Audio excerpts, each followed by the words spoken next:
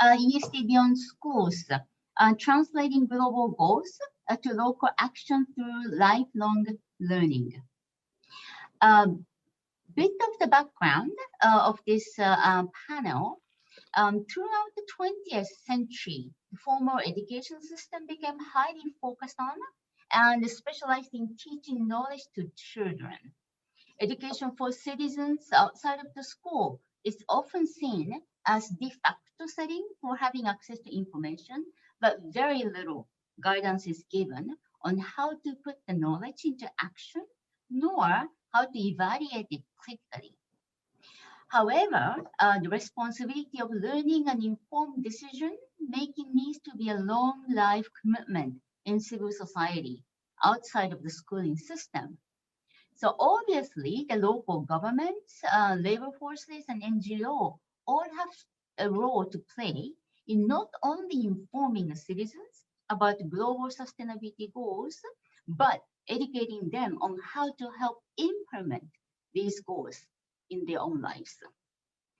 In the world where societal transformation is the sum total of the individual actions, this type of lifelong learning is critical in implementing the changes that needed to enact the sustainable development. So today's panel, the objectives is our panel is really to analyze the education initiatives that reach beyond the current conceptualization of education as a responsibility only for teachers and students in formal school setting, and to begin looking at the education as a responsibility for global society at large at every stage of life. So if we look at the our goal of SDG 2030, we have less than 3,000 days left to achieve those goals. So now is the time really for each of us, teachers, learners, local government, NGO, experts, all of us together to start thinking, putting education in action.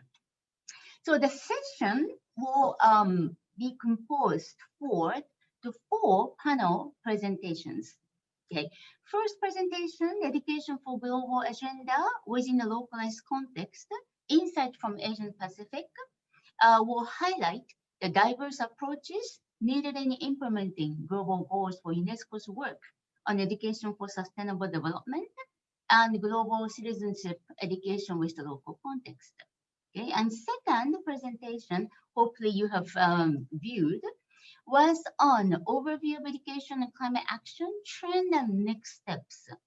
So this exemplifies and illustrates the UNU, United Nations Universities, the action from the regional centers of expertise, we call it RCE, in regard to the climate action over the last 5 years, the period. The third presentation in this panel, the role of social learning at the city level, Mayors Academy and Asian Pacific. Okay. This actually overviewed the research done on the Mayors Academy for Sustainable Urban Development in collaboration with the UN SCAP and the UN Habitat. Okay. Peer-to-peer social learning was found to be very, very important and valuable.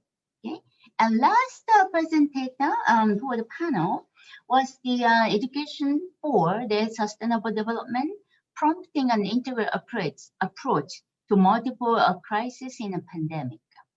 So this paper really presented the research on the activity of education network working with the ESD with the context of the COVID-19 pandemic. So this is a quite timely presentation. And I hope all of you see this presentation quite diverse and looking at the education for the children and learners and global citizens for the years to come. Okay, so before we start in the debate, I'd like to quickly introduce our speaker. Okay, first, Dr. Okitasari from United Nations University Institute for the Advanced Study on Sustainability. Her current work, can you raise your hand? Yes. Yeah, her current work focuses on a multi-level governance and policy processes to implement the 2030 agenda. Since 2019, she has been working with the United Nations universities partners to design and deliver Mayors Academy for the Sustainable Development, a collaborative initiative to support mayors in developing and implementing sustainable urban solutions. Dr. Jong-mi Park, yeah, she is the head of the new program of United Nations University Institute of Advanced Studies on Sustainability, Innovation and Education. She is specialized in providing evidence-based technical advice to the UN member state on how to integrate technology to enhance access, quality, and quantity of learning for the marginalized population. Currently, she's working on engaging the general public and communities in ESD and transforming the ESD to lifelong learning beyond schools. Mr. Mark Mann from UNESCO, the Bangkok, yeah, thank you, is an associate program specialist at UNESCO Asian Pacific and the Regional Bureau of Education, where he works in a section for inclusive quality education. His focus is on the quality of education, working with the member state to implement global citizenship, education, and education for sustainable development into the education policies and practices to ensure learning outcome, to ensure the learning outcome are meaningful and relevant. Dr. Philip Bouter is a research fellow at United Nations University Institute of Advanced the study on sustainability. He works in the unit of innovation and education program. His work focuses on education for sustainable development and the role of education as a mechanism of enabling sustainable development in the 2030 agenda. He has been working on analyzing the education project for regional centers of expertise on ESD, looking at competencies and actions taught from bridging formal and non-formal education initiatives. And Ms. Maki Hayashikawa, she will be serving as a discussant today for the panel. She's the director of the Division for Education 2030 at UNESCO headquarters. Maki, Ms. Hayashikawa has extensive experiences of over 25 years with UNESCO, UNICEF, and JICA in managing global, regional, and country-level programs on inclusive education and gender and education, early learning, early childhood learning, learning assessment and teacher education, as well as coordinating partnership in education. Currently, she oversees UNESCO's global program on gender and inclusive education, higher education, education in emergencies, and lead the reform of the global SDG 4 coordination mechanism. Okay, so we have a brilliant, diverse group of people here. Okay, so before not too long, let's open the discussion. And may I invite Ms. Hayashikawa to lead the session? Thank you very much, Dr. Yume Hamaguchi, for the introduction. Good morning to you all from Paris, where I'm located, and good evening to those in the Pacific time zone, and good morning in the Asia time zone. We have a wonderful panel with us today. And the first part would be basically to ask our panelists to give us a highlight of their paper, that I understand the full paper is available online through the YouTube video recording. But given the time constraint, we'd like to ask a panelist to give a very short, brief, succinct summary of their highlights of the papers, and we go into the panel discussion after that. So with that, maybe I would like to ask first with to ask Dr. Okitsari from UNUIAS to share with her the highlights of her own paper. So Oki-san, please. Thank you, Maki-san, for the time, and good morning, good afternoon, good day, and good night for everyone. So as Professor Yamaguchi has kindly introduced earlier, my presentation focuses on the development and implementations of the Mayor's Academy for Sustainable Urban Development in Asia and the Pacific. It's an initiative led by UNUIS along with the UNESCO and UN Habitat and other partners like Pacific Rim University, IGES, and UCLG ASPAC. It's actually an executive program that aim to strengthen the leadership for implementing the 2030 agenda in Asia Pacific cities. And we try to involve specifically newly elected mayors or newly appointed mayors as because we see them as the lead agents for change at the local level, who could benefit at the beginning of their terms for better access for information, greater awareness on regional resources, as well as support network for the acceleration of urban sustainability initiative. So my presentation actually explore how the learning through the academy actually could provide these mayors with a new understanding of international agenda. These mayors coming mostly from mid-sized cities, so not from like the capitals, sort of like Tokyo or Seoul, which have more access to informations. So the learning through academy, hopefully we can specifically look at it as a mechanism for the mayors to acquire new values and interests through the peer-to-peer learning activity. So we also invite mayors who's not from the batch to share their experience and with the mayors in the batch. So our initial observations on the learning process of the Mayor's Academy, we actually noticed early on that the policy-making process at the local level is often driven by the political intuition experience. So by exposing these mayors to the peer learning process, we found out that more information and support technology we see that the mayors are actually quite open to new approach that will make them to move into more sort of like anticipatory, open and agile policy-making process. So we hope that this could lead to the improved qualities of policy because they got access to wider source of information, perspectives, and also how to sort of like tap into the available international finance. So we try, this exercise is to develop a common understanding between the mayors for them to reach a mutual agreements and encourage them to take more collective actions, for examples.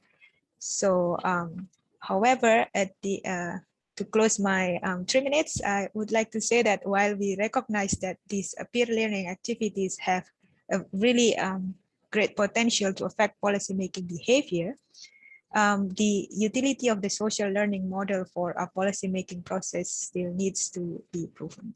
So thank you so much. Thank you very much, Aksa. I know 3 minutes is very short, but what a great way to start off this discussion, because you already given a concrete example of how we take this learning outside the school context. Now, with that, I'd like to now ask my dear colleague, Mark Mann, to share with us the highlight of his paper. So Mark, the floor is yours. Thank you very much, Maki. Pleasure to be here with you all. Yes, for my very brief intervention to talk about education in global agendas and the importance of them being localized. I'm sure most of us are very familiar with our Sustainable Development Goal number 4. And particularly when SDG 4 came out, there was a relatively new or up and coming concept in 4.7, which was education for peace, sustainable development, global citizenship, which highlights the knowledge, skills, values, attitudes, behaviors, a long laundry list of things that learners and countries were expected to do by 2030, or to know, or to change behaviors and bring about. The challenge, of course, as we've seen over the first few years, is the understanding of what exactly 4.7 means to everyone. So part of our research was looking at how how do we make sure that countries, our member states that need to lead this, really understand clearly what this global agenda is? And of course, for the research that we're talking about, the paper that we published was called Taking It Local. So there was both a global paper from headquarters, and then we did another follow-up at the Asia Pacific level, and they're called Taking It Local. Understanding the importance of localizing these global concepts of global citizenship, education for sustainable development, peace and sustainable development, understanding these. How we did this was identifying sort of three main concepts. One was respect for diversity, the other was solidarity, and the third was a shared sense of humanity. So those were the three main components that we looked at. And we did a very brief survey amongst 24 countries in the Asia Pacific region in 25 different languages, looking at how countries understood those notions of respect for diversity, solidarity, and a shared sense of humanity, and looking at how those are interpreted at the local level and how they then are impacting or built into these larger global agendas of ESD, GSED, and so on. Since I don't have a lot of time, quick highlights. The lessons learned is that in the majority of the cases, every country could pick some sort of local cultural tradition or importance within their country's nation building that impacted on all of these: respect for diversity, solidarity, or a shared sense of humanity, which led us to realize that we have quite a bit of commonality in our differences. You know, Asia Pacific is extremely diverse, but almost all countries could highlight something that they said was important in terms of solidarity or respect for diversity or a shared sense of humanity. So this gave us the importance of this, I think, is the potential for realizing these global goals. That as long as we can localize these larger, bigger picture global goals within these localized contexts, we have the impact or the potential to impact Education 2030. Of course, key to this is how we then, the modalities of bringing these out within a classroom, for example, into learning outcomes. And part of those is focusing on these cultural traditions and making sure we don't lose these cultural traditions so that we can impact these three core concepts. I think I've probably taken up my time, but happy to respond to any questions later on, and hope everybody can find, I'll share the link to the report in the chat for anybody who's interested. Thank you. Thank you very much, Mark. No, I think we're doing pretty well with time. And I think it's very thanks to Professor Yamaguchi at the beginning. She really saved a lot of time for us to make sure you have more time. And this was also a very interesting paper that I hope everyone else will be able to access through the online link later on. But for those who have been familiar with the SDG 4.7, this, when it came up, it used to be called like a Pandora box of SDG 4. But now, as everybody knows, you know, you open up the Pandora box and what you find at the end is either despair or hope. I think we are finding a lot of hope in this 4.7 today. So now my next panelist is Jung Wee, another great colleague of mine from UNESCO Bangkok, but today working with UNU. I'd like to give the floor to Jung Wee now to share with us her highlight of her paper. Jung Wee, please. Thank you very much, Ms. Maki Hayashigawa. So my presentation today, well, actually was already uploaded on the YouTube, is actually based on a paper written by Dr. Philip Potter and myself. So all the difficult questions, please forward to the Dr. Philip. And I'll try my best to answer all the questions later on. So this paper was based on a quick survey on responses and challenges that our ESD local provider network that UNU IAS established made during the COVID-19 pandemic. So as I said, UNU IAS has a great network of over 179 members of ESD local providers. We call them RCE standing for Regional Center for Expertise on ESD. So we call them RCE. And then the survey was done in July to September last year in the middle of pandemic, just to explore and understand what their responses are and what their challenges are, and also what are the benefits of their multi-stakeholder network is during the pandemic. And we had the 62% of the response rate, and which was great. And then we analyzed those responses. First of all, we had, when we analyzed who they are, actually more than like as many as 99% of the responded members identify themselves as a higher education associate, meaning one way or another, they are associated with higher education institutions. But that's just one aspect of the network. But if you look at the majority of our network members who responded to the survey, actually identify themselves as multiple associations with civil society, local governments, primary education, secondary education, and non-formal education. So it really shows how multi-stakeholder approach it is actually. And that's actually the heart or the core findings, benefits of this network during the pandemic that I'm going to talk about. So one of the key findings related to that is actually this multi-stakeholder model that the RCE established for the last decade actually made a big difference in responding to the various crises that the pandemic brought about, because they already have this multi-stakeholder model with local government, education institutions, civil society, and local authorities or governments and everything. So it was for them much easier to communicate the urgent messages or some measures from the government. And it was very smooth in coordinating all these different sectors. So that was one of the key benefits that they talked about in this survey. And also another thing, the other side of it, actually, one of the challenges that they talked about is although they have this well-established multi-stakeholder model, the messages from the government or local authorities are not consistent.